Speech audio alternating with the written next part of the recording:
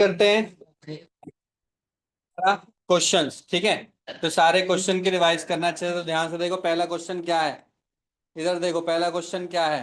पहला क्वेश्चन है ये, a body is moving down into a well through a rope passing over a fixed pulley of radius 10 centimeter, assuming that there is no slipping। no slip हो रहा है, no slip का मतलब कि pure rolling हो रही है, उसके अंदर घूम रहा है ना, रोप और पुली।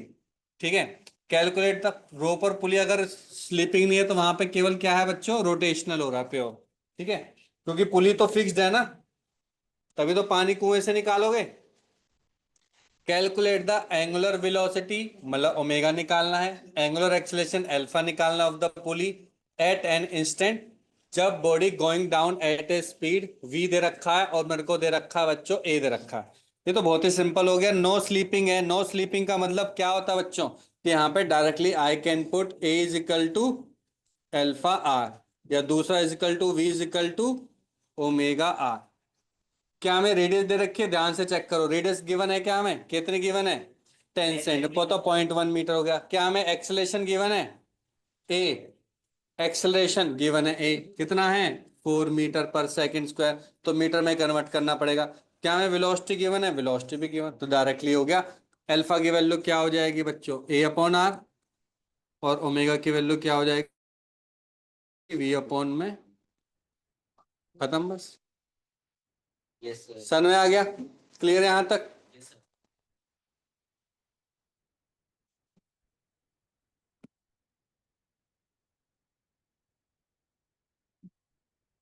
नेक्स्ट देखो,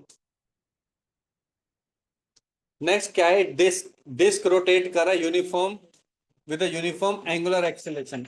एंगुलर एक्सेलेरेशन गिवन है, मतलब कि मुझे अल्फा गिवन है कितना बच्चे, 2 radian per second square. If the disc start from rest, rest का मतलब कि ओमेगा इनिशियल कितना है बच्चे आपका, 0 है। How many revolution it will take in first 10 second, मतलब टी की वैल्यू गिवन है 10 सेकंड गिवन है।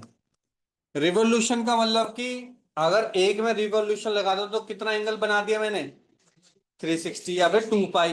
तो मैं सिंपल टोटल थीटा ना निकाल दूं, कितना थीटा निकालने को, थीटा का मतलब कितना मैंने एंगुलर डिस्टेंस कैलकुलेट कर लूं। अगर मैंने एंगुलर डिस्टेंस कैलकुलेट कर लिया, एंगुलर डिस्प्लेसमेंट कैलकुलेट कर लिया, उसको कितने से डिवाइड कर दूं, 2 पाई से डिवाइड कर दूंगा, तो टोटल नंबर ऑफ रिवोल्यूशन निकल जाएंगे बस। समझ में आ गया। Yes sir. तो थीटा का फॉर्मूला कहाँ कहाँ होता है सोचो, पहली इक्वेशन होती है v is equal to u plus a t, मतलब कि omega naught equal to omega i alpha t, तो वहां पे ओमेगा ही नॉट निकलेगा, अभी उसकी जरूरत नहीं है।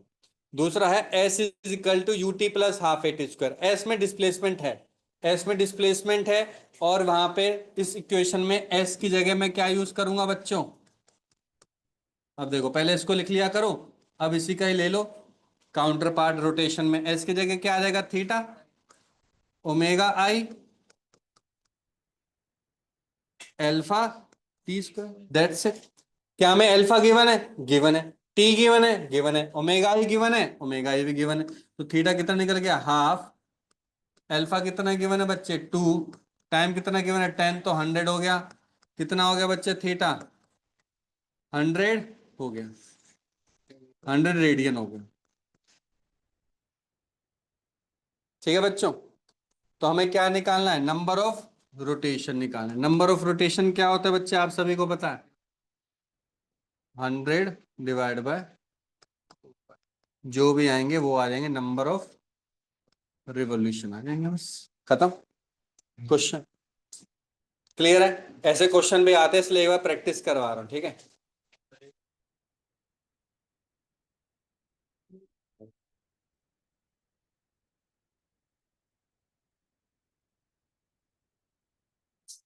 खुद ही रफ रफ में प्रैक्टिस करो, बाकी वीडियो तो बनी रही है इसकी, यस सर। ठीक है, रफ में प्रैक्टिस करते रहो उसकी, देख देख के खुद ही।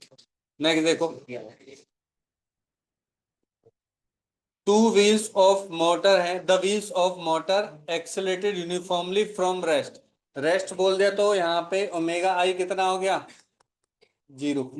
Rotate through 5 radian during first second, मतलब किसने 5 रेडियन चल गया, 5 रेडियन चल गया कितने सेकंड के लिए, 2 सेकंड के लिए, कितना चला 5 रेडियन चला, मतलब जो थीटा है वो 5 रेडियन।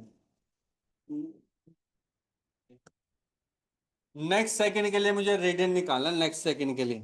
तो जब भी हम एक सेकंड के लिए तो निकालते तो हम याद करो, मैं nth फॉर्मूला यूज करते हैं, या तो वो यूज कर लो या सिंपल क्या कर दो,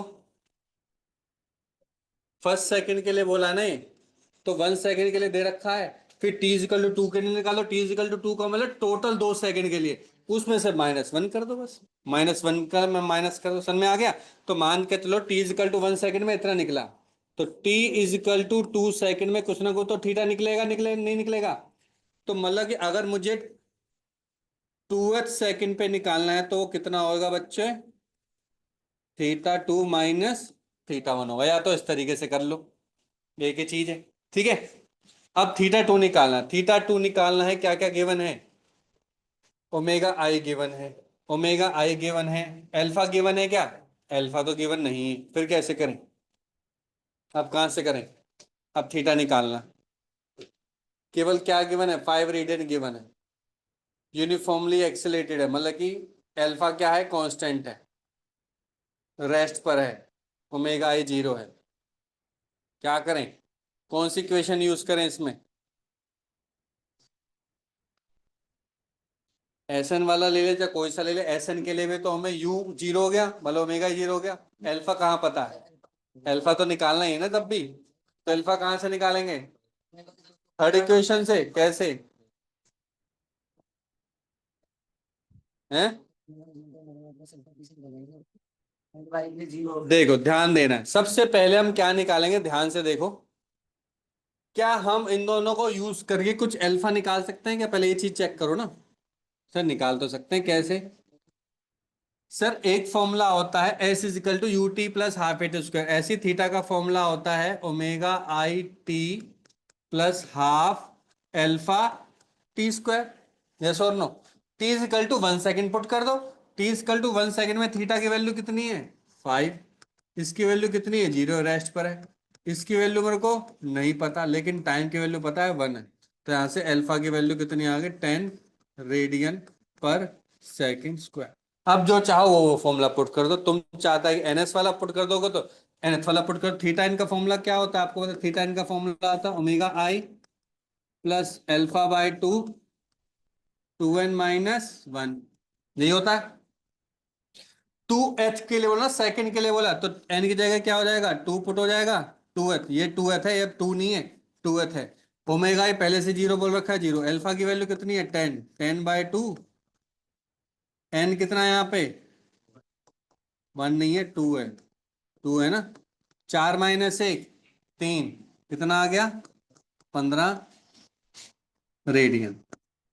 सर ऐसे सन में नहीं आया, आप θ2 कैसे निकाल सकते हैं, तो θ2 अलग से निकाल के देख लो, देखो θ2 कैसे निकलेगा, वही θ2 निकलेगा omega I T plus alpha half alpha T square, यहाँ पे टी की वैल्यू कितनी है 2 सेकेंड है, तो ये 0 हो जाएगा,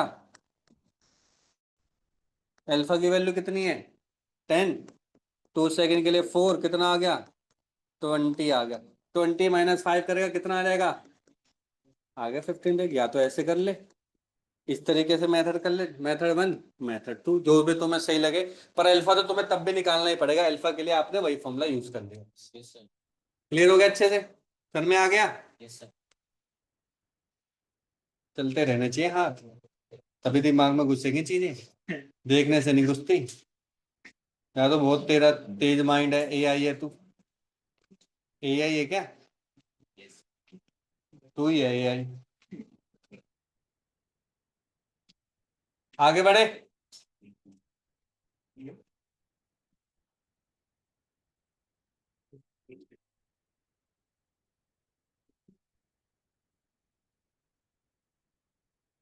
नेक्स्ट देखो क्या है, स्टार्टिंग फ्रॉम रेस्ट, फिर दोबारा क्या है रेस्ट पर है, a fan take 4 second to attain the maximum speed of 400 RPM, assuming uniform acceleration है, calculate the time taken by the fan in attaining half the maximum speed, हमें वो time निकालना, मतलब किसी ने 400 आरपीएम लेने के लिए 4 सेकंड लिए, तो तुम बोलोगे हाफ के लिए 2 सेकंड लिए, ऐसा हो सकता है क्या, ऐसा तब हो सकता था जब एक्सेलरेशन 0 होती, यहाँ पे एक्सेलरेशन है, एक्सेलरेशन होने की वजह से शुरू शुरू वाला धीरे धीरे चलेगा, उसके बाद जैसे जैसे स्पीड बढ़ती रहेगी तो जल्दी जल्दी रोटेट करने लग जाएगा, है ना।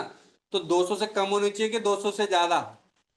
मेरे ख्याल से कम आनी चाहिए, क्योंकि एक्सेलेरेशन कांस्टेंट है, तो वेलोसिटी धीरे धीरे क्या होती रहेगी, बढ़ती रहेगी। तो बाद वाला कम टाइम लेगा, पहले वाला ज्यादा टाइम लेगा, तो डेफिनेटली आरपीएम 200 से तो कम होने चाहिए। तो यहीं पे दिमाग लगा के चार ऑप्शन देख के तुम कर सकते थे विदाउट कैलकुलेटिंग द आंसर। अगर स्टिल आंसर में दो कम आ रहे हैं 200 से, फिर तो सॉल्व करना पड़ेगा, फिर बचा ही क्या हमारे पास। Yes sir. ठीक है, तो फाइनल मेरे को निकालना क्या है? तो वही तो कह रहा हूँ कि जरूरत होना है कि 200 ही, 200 के लिए हाफ टाइम कैसे होगा, वही तो मैं पूछ रहा था। स्पीड कितनी लेंगे? मैक्सिमम स्पीड तो 200 लेंगे, टाइम निकालना आप। हाँ, टाइम ले ले। 2 सेकंड लेगा कि ज्यादा लेगा, चल अब बता। ज्यादा लेंगे टाइम, टाइम क्या लेंगे, ज्यादा लेंगे। समझ में आ गया? ठीक है, करे तो। देखो मैक्सिमम स्पीड दे रखी है, आरपीएम क्या होती है, कौन सी वेलोसिटी होती है आरपीएम? एंगुलर वेलोसिटी होती है, लेकिन ये रिवोल्यूशन पर मिनट है। रिवोल्यूशन पर मिनट का मतलब कि एक रिवोल्यूशन में कितना सर, कितना हो गया एंगल, 2 पाई हो गया, और पर मिनट हो गया। तो मतलब कि जो भी आपको 400 गिवन है ना बच्चों, उसको 2 पाई डिवाइड बाय 60 से करना पड़ेगा, तभी किस में निकलेगी, रेडियन पर सेकंड में निकलेगी, जो कि हमें चाहिए होती है। ध्यान से सुन लो, रेडियन का मतलब 2 पाई, पर सेकंड के लिए 60 से करते हैं। ठीक है, सर में आ गया। 0 से 0 कटा, 80 पाई डिवाइड बाय 6 या फिर 40 पाई डिवाइड बाय 3, कितना आ गया बच्चों मेरा, ये कितना आ गया, ओमेगा निकल गया। यहां तक क्लियर है? ठीक है, 4 सेकंड में पहुंचा ये, 4 सेकंड में पहुंचा है। पहले रेस्ट पर था, तो मेरे ख्याल से पहली क्वेश्चन से तो बहुत आराम से निकल सकते हैं। सर कैसे? पहली क्वेश्चन होती है omega naught minus omega equal to omega e plus alpha t. पहले से ही रेस्ट पे बोल दिया, रेस्ट की वजह से 0 हो गया। एल्फा में नहीं पता, 4 सेकंड पता है, और ये पता है 40 पाई बाय 3। तो मेरे ख्याल से एल्फा निकल जाएगा 10 पाई डिवाइड बाय 3। बस पहला पार्ट तो यहीं से निकल गया। ठीक है,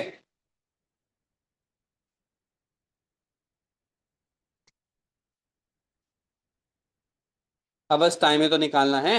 यस सर। कितने कितना कहाँ तक पहुंचने के लिए, हाफ तक पहुंचने के लिए। हाफ का मतलब कि ओमेगा कितनी हो जाए, 20 पाई बाय 3 हो जाए। तो सेम इक्वेशन यूज कर सकते हैं क्या, omega naught equal to omega i plus alpha t. Sir omega i तो अभी भी रेस्ट पर है, 0 है। ये कितनी हो जाएगी, 20 पाई बाय 3 का हाफ, 40 पाई बाय 3 का हाफ। एल्फा कितना है बच्चों मेरा, 10 पाई बाय 3। मेरे को निकालना है टाइम टी।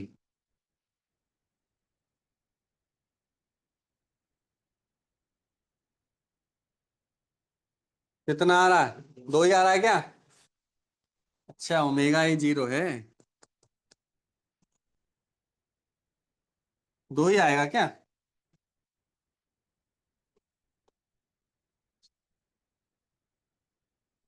एक्सेलेरेशन तो है, एक्सेलेरेशन क्या करेगी, धीरे धीरे ओमेगा को बढ़ाएगी। Yes sir.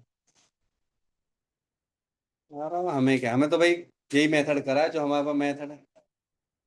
ठीक है, यस करें आगे। सर। वैसे हर कंडीशन इम्पॉसिबल है, तो फिर इसमें मतलब जैसे अगर ये 8 तो होता मतलब ऐसे कोई अगर थोड़ा क्वेश्चन चेंज होता तो क्या 10,000 होता, हमें वहां तो लिमिटेड इक्वेशन है, उसी क्वेश्चन सॉल्व करेंगे। ये वाला खुद क्वेश्चन करो, ट्राई करो।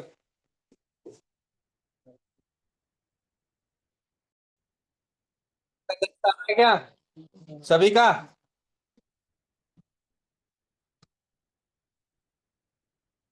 12 आ रहा?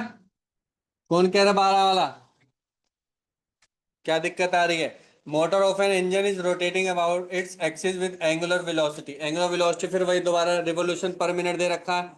क्या बताता है रिवोल्यूशन पर मिनट को, 2 पाई बाय 60 से मल्टीप्लाई कर दो तो कितना हो गया बच्चे, 4 पाई आ गया। 4 पाई आ गया, इसका क्या, ओमेगा आ गया। इट कम्स टू रेस्ट, अब ये रेस्ट पर आ गया, मतलब ये इनिशियल था, ठीक है, अब ओमेगा फाइनल कितना आ गया आपका 0। कितने सेकंड में? Assume uniform angular acceleration, find the number of revolution coming to rest.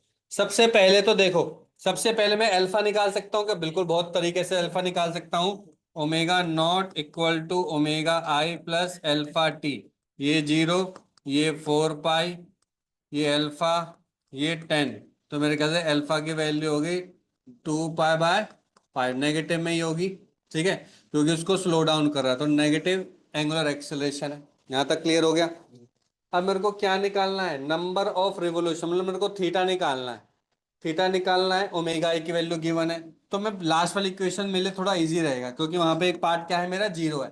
तो मैं यूज करूंगा omega naught square minus omega i square equal to alpha theta. कोई बात नहीं, क्या हो गया? उससे क्या फर्क पड़ रहा है? ये 0 माइनस के ओमेगा 4 पाई था, तो कितना हो गया? 16 पाई स्क्वायर हो गया। 2 हो गया। अल्फा की वैल्यू कितनी है? माइनस के 2 पाई बाय 5। 5 से, सॉरी, नेगेटिव से नेगेटिव कट गया।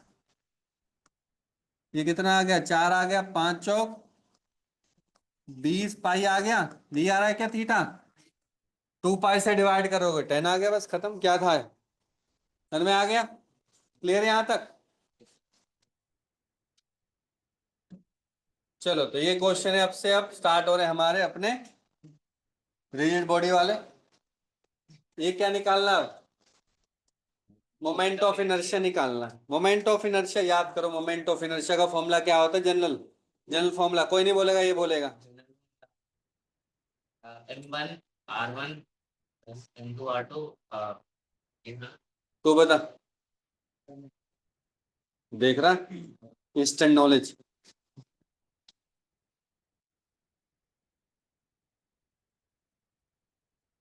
ये रिवीजन करके आते हो घर से?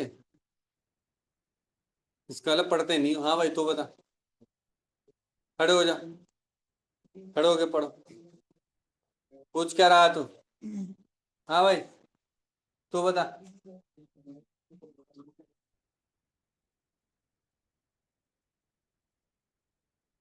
खड़े हो जाओ, तू बता। मैं तो पूछ ले तूने। M1 R1 square, M2 R2 square, M3 R2 square का सम। ठीक है, ये होता है जिसमें R1 R2 R3 क्या होते हैं? उस एक्सिस से परपेंडिकुलर डिस्टेंस होते हैं हमेशा। उस एक्सिस से क्या होते हैं? परपेंडिकुलर डिस्टेंस होते हैं। इसका मतलब कि अगर मुझे बस एक्सिस पता करनी है और वहां से उस पॉइंट से लेकर परपेंडिकुलर डिस्टेंस मेजर करना है, बस काम खत्म। ठीक है, तो देखो, ध्यान दो, ध्यान दो, ध्यान दोगे तो देखो, सबसे पहले क्या निकाला? इक्विलेटरल ट्रायंगल है, तो सबकी साइड क्या है बच्चों? ए ए ए। ठीक है, द लाइन पी एक्स। देखो कैसे निकालना है। Calculate the moment of inertia of A system about the line P x. P x कहाँ? ये रही। ठीक है, इसके रिस्पेक्ट में निकालना है, which is perpendicular to the p q. पर पी क्यू के परपेंडिकुलर है और उसी प्लेन में ही है। उसी प्लेन में, प्लेन का तो टॉर्क से रिलेशन होता है, इससे तो कोई रिलेशन नहीं, हमें क्या मतलब। ठीक है, तो मेरी अब ये है, हो गई एक्सिस। ये अगर एक्सिस हो गई है, तो इसका इस पी की वजह से कितना मोमेंट ऑफ इनर्शिया होगा? इस पी पॉइंट की वजह से कितना मोमेंट ऑफ इनर्शिया होगा? M A स्क्वायर होगा। हाँ भाई, तू बता। 0 होगा, क्यों? क्योंकि रेडियल डिस्टेंस ही नहीं है, टच कर रहा है उस पॉइंट से। तो कितना हो गया? 0 हो गया। तो इसकी वजह से तो 0 हो गया। इसकी वजह से कितना हो गया? अगर मास है, आप बोलोगे मास है, परपेंडिकुलर डिस्टेंस कितना है? A, तो बन जाएगा MA स्क्वायर। खत्म। सर यहाँ पे भी मास कितना है? M। ये परपेंडिकुलर डिस्टेंस कितना है? सर इक्विलेटरल ट्रायंगल है ना, तो आधे पे कटेगा, तो हो जाएगा A/2। तो कितना हो जाएगा बच्चों? मास A/2 का स्क्वायर। A/2 होता है A²/4, तो हो जाएगा 5MA²/4। खत्म हो गया, बस खत्म। क्लियर हो गया? क्लियर हुआ कि नहीं हुआ? ठीक है बच्चों, नेक्स्ट करें सेकंड। अब है one of the side of the triangle. अब आपकी जो एक्सिस चेंज हो चुकी है, one of the side of the triangle मतलब ध्यान से देखो। अब जो आपका चेंज हो चुका है बच्चों, वन ऑफ द साइड, अब ये नहीं है। वन ऑफ द साइड का मतलब क्या हो गया, कोई बताएगा मेरे को? अब कोई सी भी साइड, आप ये भी मान सकते हो। अब ये आगे आपकी एक्सिस ऑफ रोटेशन। अब जैसे ही आगे तो पी और क्यू तो डायरेक्टली उसी लाइन पे ही आ गए, और आपको पता है जब भी उस लाइन पे आएंगे तो परपेंडिकुलर डिस्टेंस मेरा क्या हो गया, 0 हो गया उसके वजह से। तो केवल परपेंडिकुलर डिस्टेंस ये बचा। बताओगे ये डिस्टेंस कितना होता है? सर बता सकते हैं। ये सर a/2 है, ये a है। सर ये हो गया हाइट हो गया, तो हो जाएगा a² - a² - a/2 का होल स्क्वायर। कितना होता है a² - a/2 का होल स्क्वायर? ये डिस्टेंस हो जाएगा under root of hypotenuse square minus base square. ये हो जाएगा 3a² / 4 का अंडर रूट हो जाएगा। ये हो जाएगा। ठीक है। ठीक है, तो ये मास है m। अब डिस्टेंस का मैं स्क्वायर ही तो करना होता है, मैं क्यों खामखा इसको सॉल्व करूं? तो फाइनल आ जाएगा mass into 3/4 a²। That's it, खत्म। सेकंड केस यहां पे खत्म हो गया। कोई दिक्कत परेशानी सर में आ गया? नेक्स्ट कौन सा है? Third, about an axis passing through the centroid. Passing through the centroid और परपेंडिकुलर टू द प्लेन होना चाहिए। परपेंडिकुलर टू द प्लेन का मतलब क्या होगा, ध्यान से देखो। इसका मतलब क्या है, अच्छे से समझो। इसका मतलब ये है बच्चों कि सेंट्रोइड पर है, और जो एक्सिस है इससे परपेंडिकुलर है, किसी से पास नहीं होके जा रही। पास नहीं होके जा रही तो तीनों के क्या है, परपेंडिकुलर हो गया। सेंट्रोइड यहां पर है, तो मतलब कि ये डिस्टेंस और ये डिस्टेंस। सेंट्रोइड से हमेशा ध्यान रखना, अगर इक्विलेटरल ट्रायंगल है, अगर क्या है, इक्विलेटरल ट्रायंगल है, तो सेंट्रोइड से उस पॉइंट का डिस्टेंस होता है, अभी मैं उसको ही बता रहा था मैं, तो होता है हमेशा जो साइड होती है ना उसका डिवाइड बाय √3 होता है हमेशा।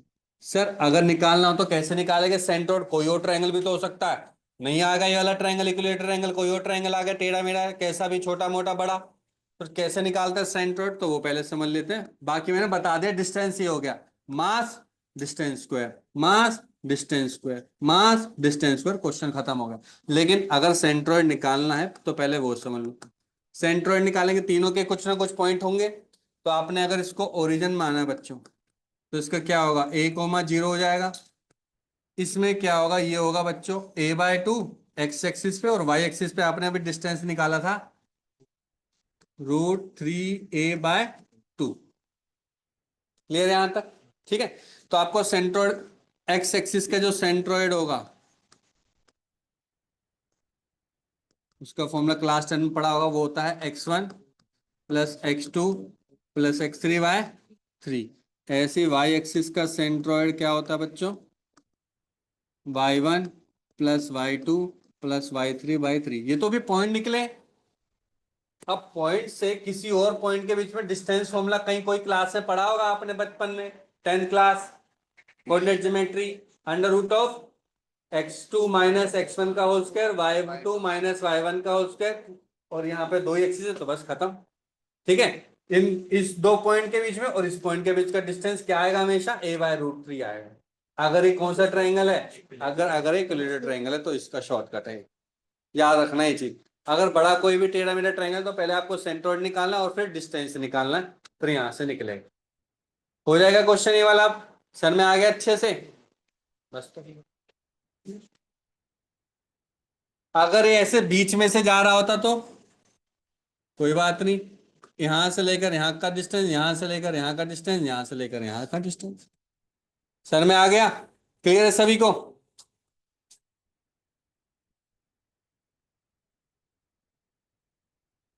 ये तो हम बहुत बार कर चुके हैं, बहुत बार डिस्कस कर चुके हैं, तो इसलिए मैंने एक बार दोबारा ले आया हूं ताकि चीजें माइंड में दोबारा घुस जाएं।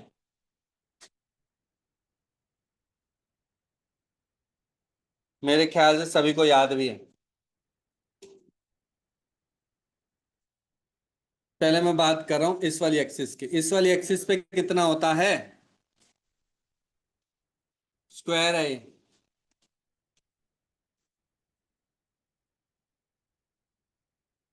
हाँ भाई, ml² / 3, तो यहाँ पे हो जाएगा ma² / 3, क्योंकि ये रॉड की तरह काम करता है ना। मिडल पे कितना हो जाता है, मिडल पे वो तुम निकाल भी सकते हैं सर, वही वाला पैरेलल एक्सिस वाला। अगर नहीं याद है, अगर याद है तो बहुत अच्छी बात है। कौन सा हो जाएगा, ml² / 12। पर मिडल वाला ध्यान रखना, वो सेंट्रोइड से फॉर्मूला निकालते हैं ना, तो ये चीज का ध्यान रखना। यहाँ तक क्लियर हो गया बच्चों, है ना। अब कैसे निकालना, अब हमें कैसे निकालना है, हमें ऐसे तो नहीं निकालना है, ठीक है। तो हम कैसे निकालें, अब देखो ऐसे निकालना है, ऐसे निकालना है बच्चों, ऐसे। तो कैसे निकालेंगे, मैंने बताया जब भी ऐसे निकालेंगे तो यहाँ पे हमें क्या पता होना चाहिए बच्चों, दो लाइन पता होनी चाहिए हमें। तो क्यों ना हम ऐसे निकाल दे, एक ऐसे, एक ऐसे, और एक उसके बीच में से, है ना। तो इसमें कौन सी थ्योरम लग रही है, याद करो, परपेंडिकुलर थ्योरम लग रही है इस बार, क्योंकि दो एक दूसरे के परपेंडिकुलर, तीसरी उसके परपेंडिकुलर है, याद है। तो इन दोनों का सम डिवाइड बाय दिस, तो वहां से निकल जाएगा वो, ठीक है। कैसे, और अगर मुझे इस पॉइंट पर निकालना हो तो,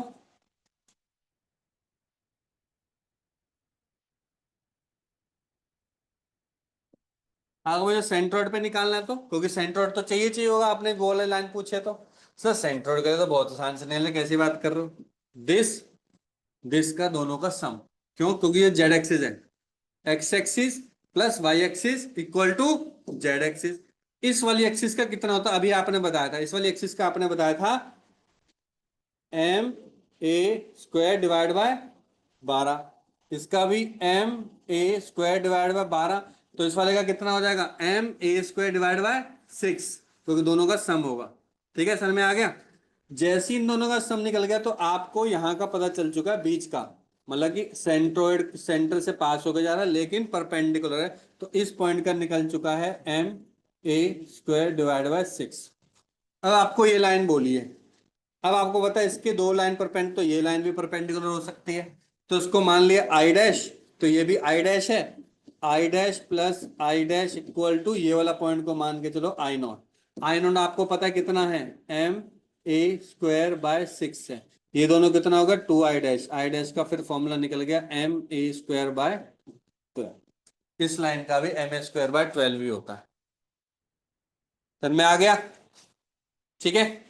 कॉपी में करवा चुके हैं सारे क्वेश्चन, तो बस रिवीजन चल रही है।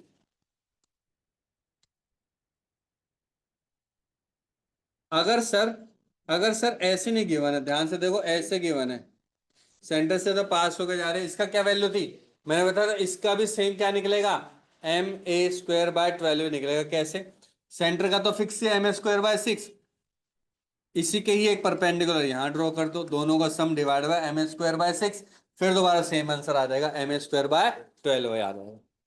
तो कोई भी अगर लाइन, ध्यान सुन लो, कोई भी अगर लाइन, ठीक है, जो कि उसी प्लेन में है और उसको क्रॉस करके जा रही है, उसका हमेशा ही आंसर क्या आता रहेगा, भाई वो पॉइंट, वो लाइन हमेशा किससे पास होनी चाहिए, सेंटर से पास होके जाना चाहिए, उसके सेंटर ऑफ मास से पास होके जाना चाहिए, किसी भी एंगल से जाए, सब में आंसर क्या आएगा, ma² / 12 ही आएगा। ठीक है, क्लियर।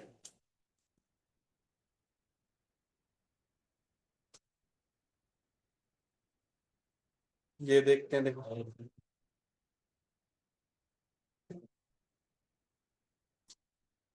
ये बहुत बेसिक क्वेश्चन है, लेकिन बहुत बच्चे गड़बड़ करते हैं इसमें। सिंपल बोल रहा है, रिलेशन निकालना है I1 I2 का, ठीक है, आपस में रिलेशन निकालना है ए और बी के लिए। उसको छोड़ दो, पहले में मुझे याद करो, पैरेलल एक्सिस का फॉर्मूला कैसे लगाते थे सर। पैरेलल एक्सिस का फॉर्मूला होता था, सबसे पहले अगर कोई भी एक्सिस का फॉर्मूला निकालना है तो पहले निकालते थे ICOM प्लस जितनी एक्सिस वो दूरी पर है उसका स्क्वायर और उसका मास, यही होता है बच्चों। सर I2 कैसे निकालेंगे, I2 के बच्चों ऐसे निकालेंगे, ICOM, क्योंकि डिस्टेंस का स्क्वायर हो रहा है इसलिए माइनस बी प्लस बी से ज्यादा फर्क नहीं पड़ेगा। कितना आएगा बच्चे, MB² आ जाएगा। सर दोनों को माइनस कर दो, क्योंकि ICM तो नहीं दे रखा है, तो देखो I2 माइनस I1 कितना हो जाएगा बच्चों, M times B² minus A²। ये एक तरीके का फॉर्मूला समझ लो, एक तरीके का कॉन्सेप्ट समझ लो, या इसको एक एज ए क्वेश्चन भी ले लो।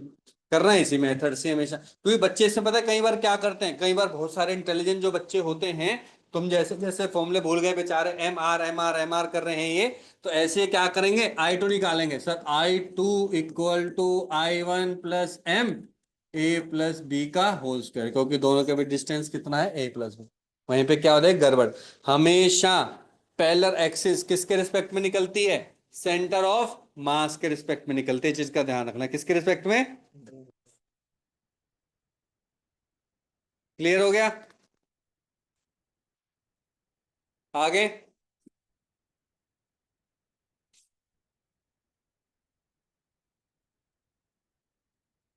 ये क्वेश्चन भी कर चुके हैं पहले। Find out the moment of inertia of a semi circular disc. पहले तो बताओ सेमी सर्कुलर डिस्क का सेंटर ऑफ मास कहां पे होता है। गलत, चल वहीं पे गलत हो गया फिर। तू बता, तुम कहां देख रहे हो, पीछे। पीछे देखने के लिए बोला है, दिमाग में प्रेशर डालो। हाँ भाई शिवम, क्या होता है।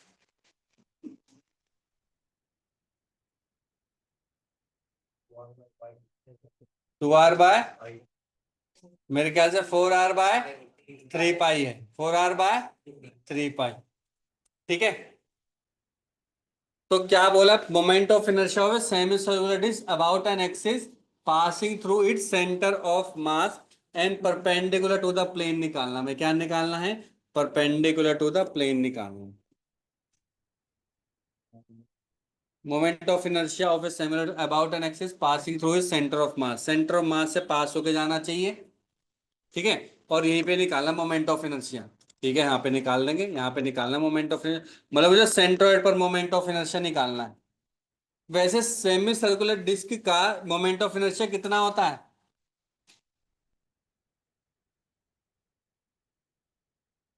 सेमी सेमी सर्कुलर डिस्क का मोमेंट ऑफ इनर्शिया कितना होता है mr² ही होता है, चाहे कितना भी एंगल समझा रखा है, चाहे पूरी डिस्क हो तब भी mr²।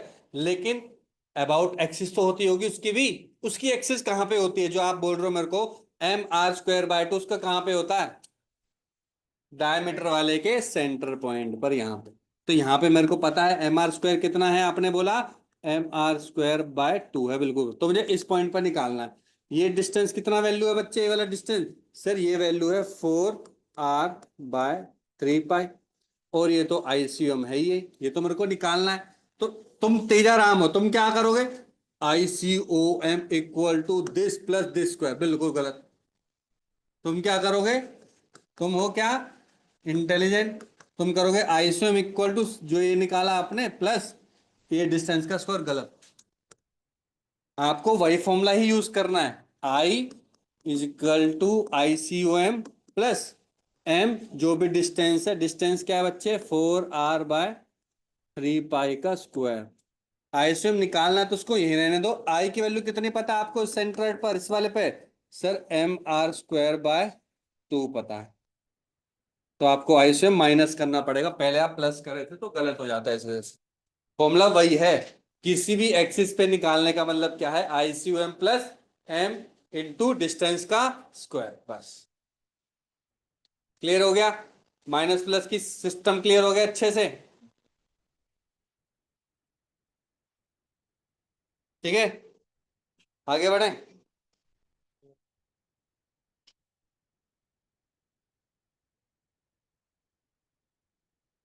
ये भी कर चुके हैं, देखो। Find the moment of inertia of a two uniform joint rod है, हैविंग मास है m, each about a point P shown in figure using parallel axis दोनों, तो कोई से भी निकाल दो, हमें तो इस पॉइंट पर निकालना बच्चों। इस पॉइंट पर हमें क्या निकालना है, मोमेंट ऑफ इनर्शिया निकालना है, मोमेंट ऑफ इनर्शिया निकालना। तो मैं तो नॉर्मली भी निकाल सकता हूँ मोमेंट ऑफ, अगर मेरे को कुछ नहीं पता, मुझे ना पता पैरेलल पैरेलल एक्सिस कुछ भी नहीं पता, तो मैं कैसे करता। आपको पता ही है, हमें रॉड दे रखी है ना, इस रॉड का सेंटर यहीं पे तो होता है, रॉड का सेंटर यूनिफॉर्म है तो कितने पे होगा बच्चे, L/2 पर होगा, यस और नो, है ना। और इसका मास कहाँ पे, सेंटर तो टोटल मास m ही है इस पॉइंट पर, है ना। तो आप क्या बोलोगे कि सारा का मास इस पॉइंट पर कंसंट्रेटेड है, तो मैं सिंपल बोलूंगा m इंटू L/2 का होल स्क्वायर, यही तो होगा, m into L by two का होल स्क्वायर हो गया। यहां तक क्लियर? इसका कहां पे होगा? इसका बीच में होगा यहाँ पे, तो ये वाला डिस्टेंस हो जाएगा बच्चों, ये वाला अब बात आ गई ये वाला डिस्टेंस निकालने की, वो भी निकाल सकते हैं। ये L है, ये L बाय टू है, तो ये कितना हो जाएगा? L का स्क्वायर, L बाय टू का स्क्वायर, ये टोटल डिस्टेंस निकल गया और उसका मास हो गया, खत्म बस। एक ये निकल गया आपका, इसके लिए मैंने बता दिया आपको, m into L by two का होल स्क्वायर, दोनों को ऐड कर दो। सही बात है, सर में आ गया? क्लियर है? हाँ भाई। सर कोई बच्चा बोलेगा सर ये तो परपेंडिकुलर डिस्टेंस ही नहीं है। क्यों नहीं है? ये कोई लाइन थोड़ी ना है, एक्सिस है। ये भी परपेंडिकुलर है, ये भी परपेंडिकुलर, ये भी परपेंडिकुलर, सारे पॉइंट क्या है? परपेंडिकुलर ही है। तो ये भी तो लाइन क्या जा रही है? परपेंडिकुलर, ये बिल्कुल लाइन है। समझ में आ गया कि नहीं आ गया? क्लियर है? हाँ, अगर ये लाइन होती तब नहीं होती, तब थोड़ा परपेंडिकुलर, तब आपको लेनी पड़ती सीधी लाइन, ये होता परपेंडिकुलर, क्योंकि वो लाइन है वहां पे, ये पॉइंट है, पॉइंट पे तो हर एक लाइन क्या है? परपेंडिकुलर है। सर में आ गया? क्लियर पॉइंट अच्छे से? आगे बढ़े। अच्छा क्वेश्चन है, वैसे दिमाग लगाना है इसमें, ठीक है? और ऐसा क्वेश्चन आ भी चुका है, याद करो स्टार्टिंग क्लास में करवाया था एक क्वेश्चन, एल शेप का करवाया था ना, एक एल शेप का एक क्वेश्चन करवाया था स्टार्टिंग में। ये क्वेश्चन आया 2025 में, नहीं इसी में ही करवाया था शायद, हाँ सीयूएम में करवाया था, हाँ सॉरी, सेंटर ऑफ मास में करवाया था हमने। करें आगे? अब इसमें आ सकता है, सेंटर ऑफ मास में आ गया है तो इसमें भी आ सकता है। ये करते हैं, अच्छा क्वेश्चन है ये। हमने शायद कैविटी वाला किया है क्या हमने मोमेंट ऑफ इनर्शिया में? किया है? बस तो फिर कर दोगे, फिर तो कर दोगे ना। चलो तो देखो मैं हिंट दे देता हूँ कैसे करना है, करना खुद से ही है, अभी करना है। इसको आप दो पार्ट में डिवाइड कर दो, पर इसमें दिक्कत क्या है? इसमें दिक्कत क्या है? क्वेश्चन पढ़ो आपको एक बार। इसमें दिक्कत ये है कि काटने के बाद उसका मास m बोल रखा है, काटने से पहले नहीं बोल रखा मास। जो शेडेड एरिया दिखाई दे रहा है ना आपको, इसका मास m है। इसका मतलब अब अगर मैं इसको हटा दूंगा तो मास क्या हो जाएगा? ज्यादा हो जाएगा। मास ज्यादा होगा तो मैं m से क्या ज्यादा लूं मुझे नहीं पता, लेकिन मेरे को एक चीज पता है। क्या? यूनिफॉर्म है। यूनिफॉर्म में एक पैरामीटर होता है, कौन सा? यूनिफॉर्म एरिया डेंसिटी होता है, याद है? तो उसकी जगह हम क्या लेते हैं बच्चों? सिग्मा लेते हैं। क्या लेते हैं उसकी जगह? सिग्मा लेते हैं। क्या पढ़ रहा है तो तब से?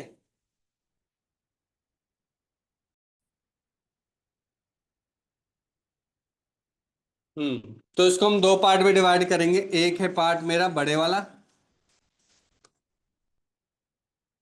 ठीक है, जिसका सिग्मा क्या है बच्चों? सिग्मा है, मास डेंसिटी। एक है छोटे वाला, इसका भी क्या है? सिग्मा है। इसको क्या कर देना? माइनस कर देना, बस क्या कर देना बच्चों? माइनस कर देना है। हमेशा सिग्मा किसके बराबर होता है? सिग्मा का फॉर्मूला याद है? मास अपॉन एरिया होता है। सर सिग्मा दोनों का बराबर है, तो M1 A1 equal to M2 A2। Sir M1 में इसको मान लो तो M1 क्या हो जाएगा बच्चों? Sigma A1। M2 कितना हो जाएगा बच्चों? Sigma A2। A1 क्या है इसका? सर A1 बहुत ही है, ये R है रेडियस। A1 कितना हो जाएगा? MR² ए सॉरी πr²। A2 कितना हो जाएगा?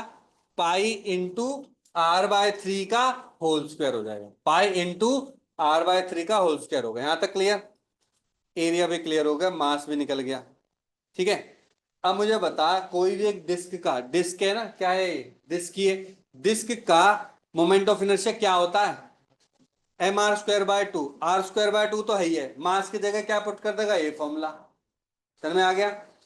उसमें भी क्या पुट करेगा? उसमें भी MR²/2 है, क्योंकि सेंटर पॉइंट पे निकाल रहे हैं, तो उसका भी क्या हो जाएगा? M2R/3 का whole square divide by total 2, क्योंकि डिस्क का क्या होता है बच्चों? MR²/2 होता है। यहाँ पे M क्या बन जाएगा? M2। R क्या बन जाएगा? R/3 का स्क्वायर डिवाइड बाय 2। ये किसका निकल गया मोमेंट ऑफ इनर्शिया? वो छोटे वाले का निकल गया। बड़े वाले का क्या होगा? M1R² divide by 2। ये छोटे वाले का निकल गया।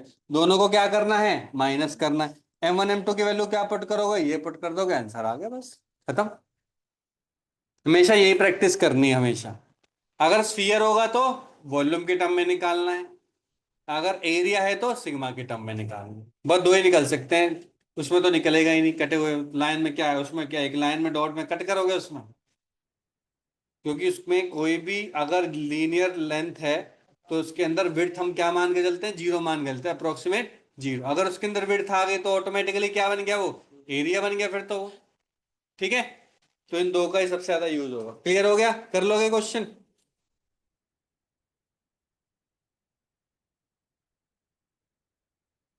सेम यही क्वेश्चन है, क्वेश्चन पढ़ो एक बार, कैसे करेंगे इसको, डायग्राम बना के सोचो इसका। भेज दूंगा, पहले ये तो कर ले। अभी अभी भेजूंगा, आज ही भेजूंगा। अच्छा, भेज रहा हूँ, ये क्वेश्चन तो कर, भेज रहा हूँ।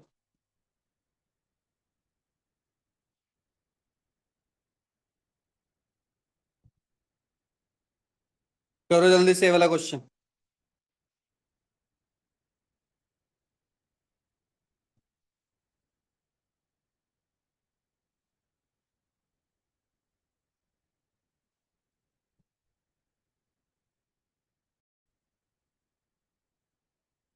तो देखो कैसे बनेगा, सिंपल सा बस ट्रिक बता रहा हूँ, करना वही पहले वाले मेथड से ही है। इसकी रेडियस कितनी है बच्चों, R1, ये पूरी डिस्क है फिल्ड, ठीक है। एम्पटी इसको कैसे किया गया है, ये 20 से एम्पटी, यहाँ पे क्या है बच्चों, फिल्ड है। समझ में आ गया। इसकी रेडियस कितनी है, R2। तो ये पहले फिल्ड वाले का करना है, फिर माइनस एम्प्टी वाले का करना है। दोनों का पता ही है आपको, mr²/2 mr²/2, दोनों का माइनस करना है, दोनों का रेडियस डिफरेंट होगा। M1 M2 कैसे निकालेंगे, वो मैं आपको बता चुका हूँ, सिग्मा के हेल्प से, sigma into area, sigma into area. समझ में आ गया। देखो प्रीवियस वाले मेथड से करना है, कर लोगे अब क्वेश्चन ये वाला अच्छे से।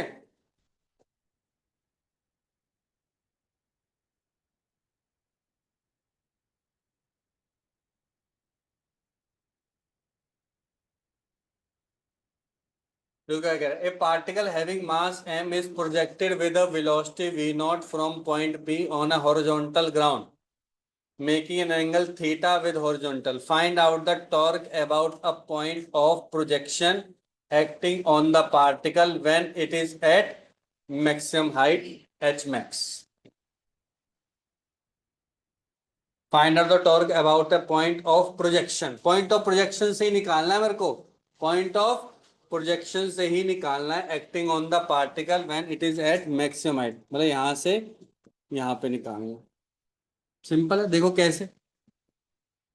सर नीचे की तरफ फोर्स कितना है, यहाँ पे बच्चे फोर्स कितना है, आप बोलोगे mg। सर ये डिस्टेंस कितना है, ये तो डिस्टेंस निकालना है। अब कैसे निकाले डिस्टेंस बताओ। हाँ, और एक और भी दिक्कत है यहाँ पे कि ये जो डिस्टेंस है, परपेंडिकुलर डिस्टेंस तो एक्चुअल में ये होना चाहिए कि नहीं, गड़बड़ नहीं हो गई। हमेशा टॉर्क कैसे निकलता है बच्चों, अब देखो अगर आप ये करते, मान के तो ये करते, ये तो परपेंडिकुलर ही नहीं है, फिर आपको एंगल निकालना पड़ता, फिर लंबा पड़ता। तो हमेशा क्या समझा है, परपेंडिकुलर डिस्टेंस और फोर्स, फोर्स नीचे की तरफ जा रहा तो ऐसे की तरफ जाता, ये एम जी हो गया, और ये कितना हो गया आर, तो डायरेक्टली हो गया mgr। तो करता रहता 1 घंटा और निकल जाता, एक समझदार बच्चा होता, समझदार बच्चा क्या करता, 10 सेकंड में निकाल लेता अगर इंटेलिजेंट होता। तो हमने मान रखा है कि हम नहीं है, मान रखा है ना, नहीं मान रखा तो अच्छी बात है। R/2 लेता, mg परपेंडिकुलर उसके, इस वजह से। सर में आ गया। अगर कोई टाइम टी के लिए होता, कोई भी टाइम टी के लिए बोल देता, तेरे को पता टी पे भी mg ही रहता नीचे हमेशा, उसका तो फोर्स नीचे की तरफ ही रहेगा। बस ध्यान कर लो, इसका एक्स डिस्टेंस निकाल दो टी पॉइंट के लिए, बस टी पॉइंट के लिए एक्स डिस्टेंस का फॉर्मूला क्या होता है, s x equal to u x t, खत्म।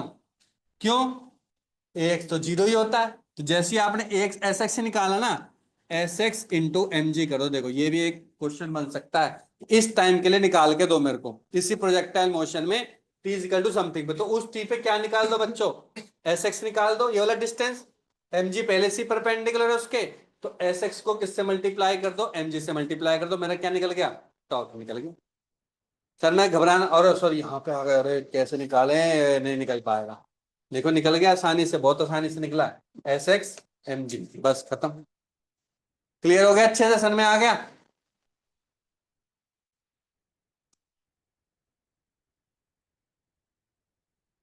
ये भी देख लेते हैं एक बार। Find the torque on the weight about an axis passing through point पे। यहाँ पे टॉर्क निकालना है। यहाँ पे टॉर्क निकालने के लिए मुझे फोर्स भी तो पता होना चाहिए। सर फोर्स पता है मेरे को, नीचे एम जी होता है। इस वाले में कौन सा फोर्स होता है इस डायरेक्शन में? तो एम जी कॉस थीटा की वजह से टॉर्क कितना होगा? जीरो। क्यों? क्योंकि ये टॉर्क, ये जो एम जी है किससे पास हो जा रहा है? पॉइंट पी से। याद करो हमने पढ़ रखा है। ये परपेंडिकुलर, ये कौन सा होता है? M G. मेरे ख्याल से डायरेक्ट हो गया M G sine theta into R, खत्म, बस फिनिश। फिनिश टॉर्क, यही है टॉर्क। समझ में आ गया? आर देखो डायरेक्शन में क्या होगी इसकी, आर और राइट लेफ्ट, राइट है ना, लेफ्ट ही हूं ना मैं। क्लॉकवाइज, क्लॉकवाइज मतलब कि इनसाइड द बोर्ड। ठीक है, समझ में आ गया?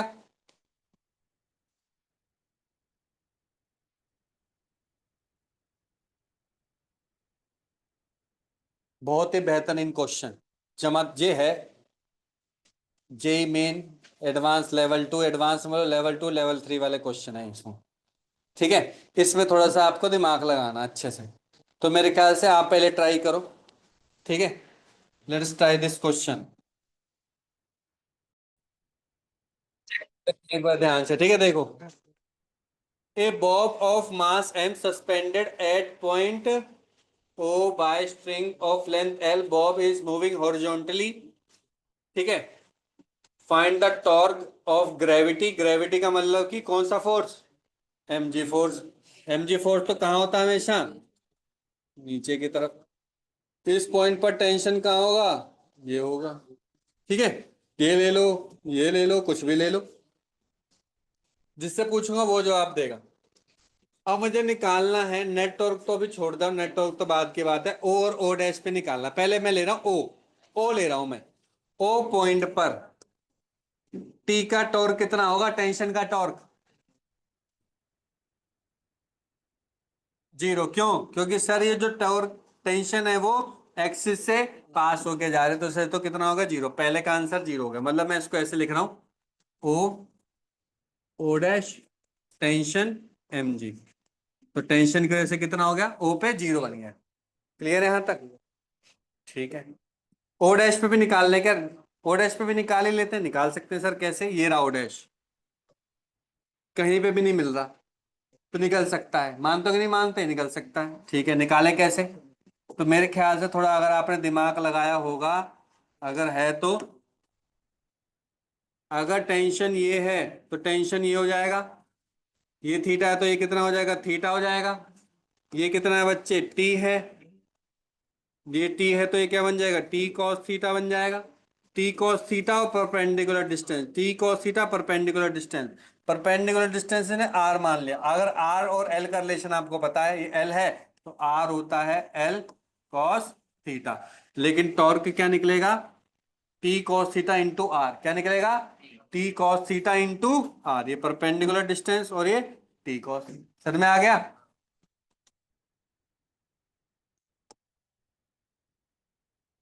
खत्म। Clear everyone? ठीक है, अब निकालना है एमजी से। एमजी से निकालते हैं हम, देखो।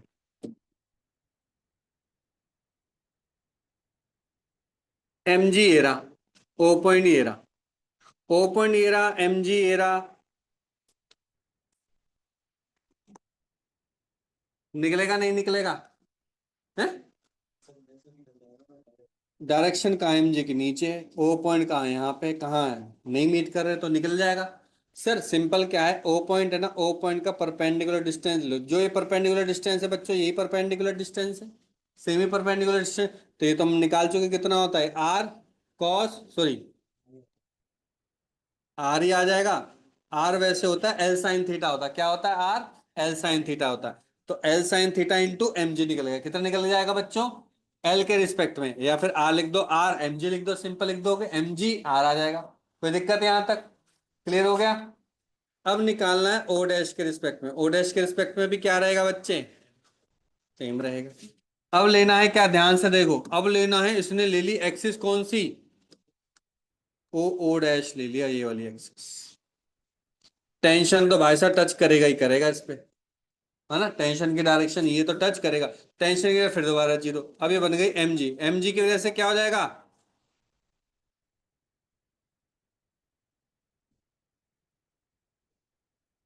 क्यों? वेरी गुड, बहुत ही बढ़िया। पैरेलल हैं, देखो पॉइंट ये वाला, देखो ये वाला बीच से जा रहा है, ये भी बीच से जा रहा है, दोनों पैरेलल लाइन है। बताया था पैरेलल लाइन में हमेशा क्या होता है? जीरो होता है। पॉइंट पे था ना, पॉइंट में तो कोई दिक्कत नहीं, लाइन में तो क्या हो गया, पैरेलल लाइन हो गई। पैरेलल लाइन की वजह से तो और क्या हो जाता है बच्चों, हमेशा जीरो हो जाता है। तो इसलिए क्या होना चाहिए बच्चों? स्क्यू स्क्यू लाइंस होनी चाहिए। क्या होनी चाहिए? Skew line. दोनों की वजह से टॉर्क क्या होगा? जीरो बन जाएगा। क्लियर हो गया? चला गया दिमाग में? नहीं गया? अच्छे से चलेगा ना? खासकर ओ डैश वाला सबसे इंपॉर्टेंट है, दोनों की वजह से क्या है? जीरो। ये आ सकता है कि ओ डैश के रिस्पेक्ट में दोनों का बताओ, ऑप्शन हो सकते हैं बहुत सारे। ऑप्शन कौन सा सही होगा? जीरो जीरो, दोनों क्या होंगे? जीरो जीरो होंगे। कैसे? पहले वाला उस एक्सिस को टच कर रहा है, दूसरे वाला उसके पैरेलल में। याद है तीन केस बताए थे, टच वाला, एक पैरेलल वाला, तीसरा स्क्यू लाइन। स्क्यू लाइन इसके अंदर है ही नहीं। Clear everyone? इस एक्सिस का नाम आता है, सॉरी, इस एक्सिस का नाम। इस एक्सिस के ये, तो ये भी तो जीरो बन जाएगा ना बच्चे, ये तो टच कर रहा।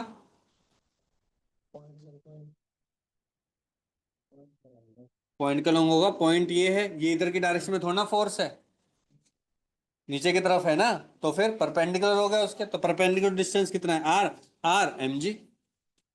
ठीक है?